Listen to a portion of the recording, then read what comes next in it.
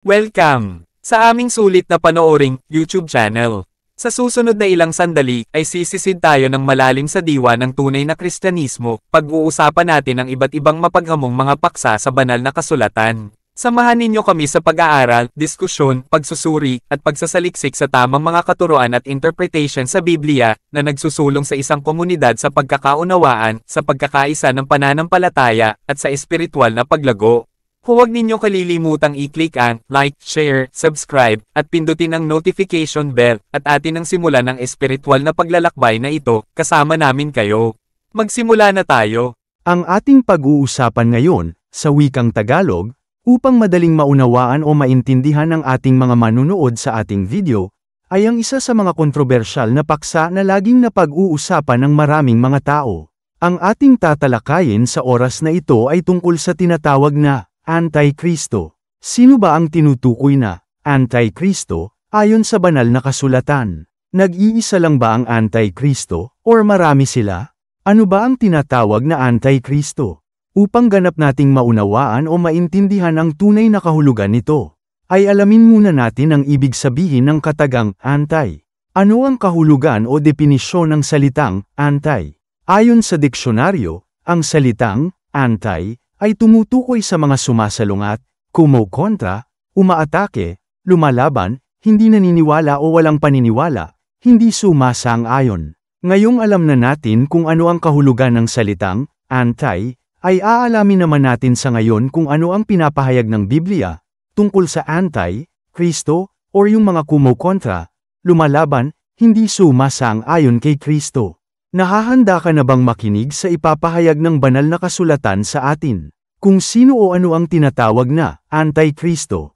Ang Biblia ay tumutukoy sa mga Antikristo at sa espiritu ng Antikristo sa ilang mga talata at pangunahing matatagpuan ang mga ito sa Bagong Tipan. Binibigyang diin ng mga talatang ito na marami ang mga Antikristo sa halip na nag-iisang figura lamang at inilalarawan nila ang mga katangian ng mga tumatanggi, sumasalungat o kumokontra kay Kristo.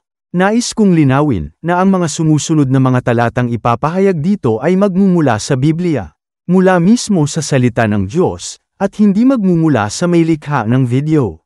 Huwag po kayong magagalit, or mag-aakusa, or magpaparatang ng kung ano-ano, kung sakaling matatamaan ang relihiyong inyong kinabibilangan o kinakaaniban. Marahil, ito na ang paraan ng Diyos, upang maimulat o mabuksan ang inyong mga puso at kaisipan sa katotohanan. Narito at ating pakinggang mabuti, at pagbulay-bulayan ang mensahe, ng ilang mga mahahalagang talata na tumatalakay sa konseptong ito. Unang Juan, 2, talata 18 hanggang 22. Ang Antikristo. Mga anak, huling oras na. Gaya ng inyong narinig na darating ang Antikristo, kahit ngayon ay lumitaw na ang maraming Antikristo. Kaya nalalaman nating huling oras na. Sila'y lumabas sa atin, ngunit sila'y hindi sa atin, sapagkat kung sila'y kabilang sa atin, ay magpapatuloy sana silang kasama natin. Ngunit sa paglabas nila ay ginawa nilang maliwanag na silang lahat ay hindi kabilang sa atin. Ngunit kayo'y pinahiran ng banal, at nalalaman ninyo ang lahat ng mga bagay. Sinusulatan ko kayo, hindi dahil sa hindi ninyo nalalaman ang katotohanan, kundi dahil nalalaman ninyo yon, at nalalaman ninyo na walang kasinungalingan na nagmumula sa katotohanan. Sino ang sinungaling, kundi ang nagkakaila na si Jesus ay siyang Kristo? Ito ang Antikristo, ang nagkakaila sa Ama at sa Anak.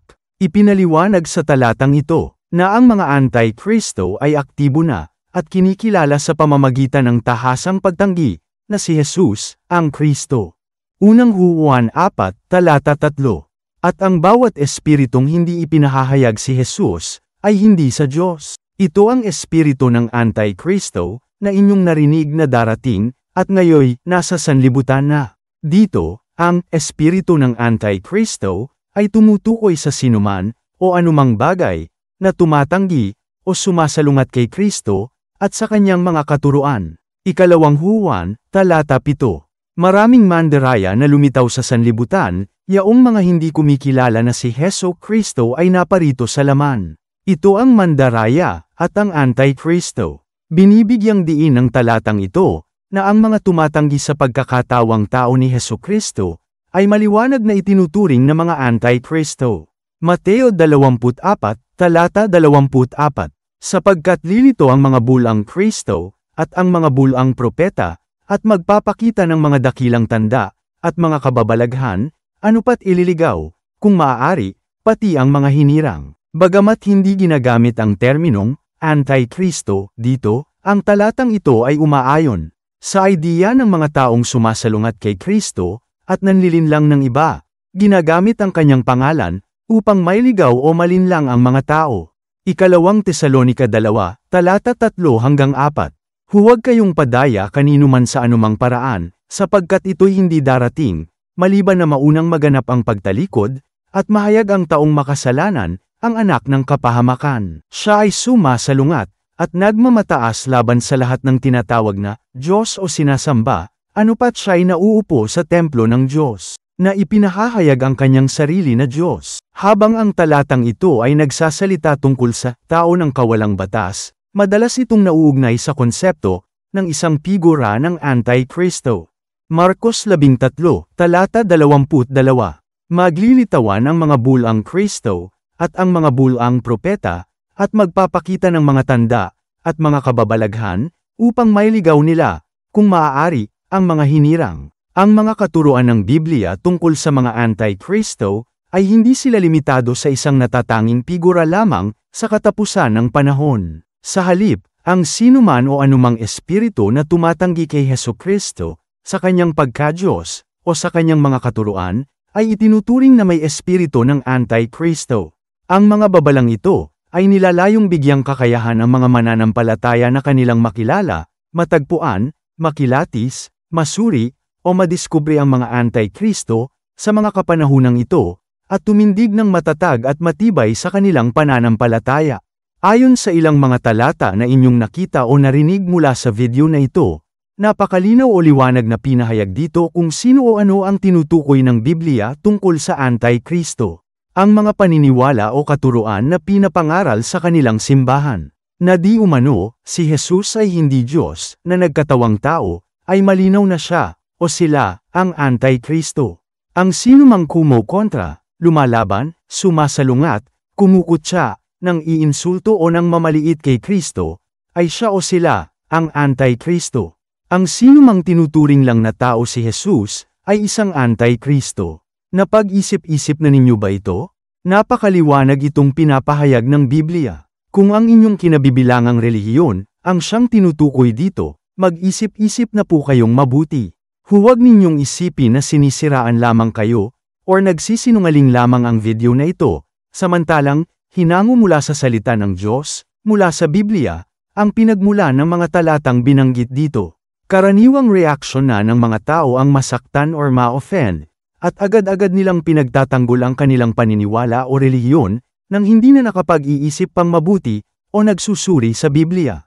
Bago po kayo magparatang or mag-akusa ng kung ano-ano, paano naman ninyo makikita at matatanggap ang katotohanan ito, kung kayo naman pala ay hindi nagbabasa ng banal na kasulatan, dahil pinagbabawalan kayo ng inyong relihiyon na magbasa, at magsuri sa Biblia. Malakas po ang loob ninyong makipagtalo, o makipagdebate, o makipag-away sa iba. Gayong, wala naman pala kayong sapat na kaalaman sa Biblia, kundi, yun lang mga cherry-picked, hand-picked, misquoted Bible verses na pumapabor lang sa inyong doktrina. Napilit na dinidikdik sa mga utak ninyo, ng inyong mga ministro. Paano nga ninyo makikita o matatanggap ang mga katotohanang pinapahayag ng Biblia? Bakit ninyo hinahayaan o pinapayagan silang kontrolin kayong parang mga alipin or robot? Sinasakal na nila kayo sa inyong mga leeg, may tali o gapos na ang inyong mga kilos at gawa.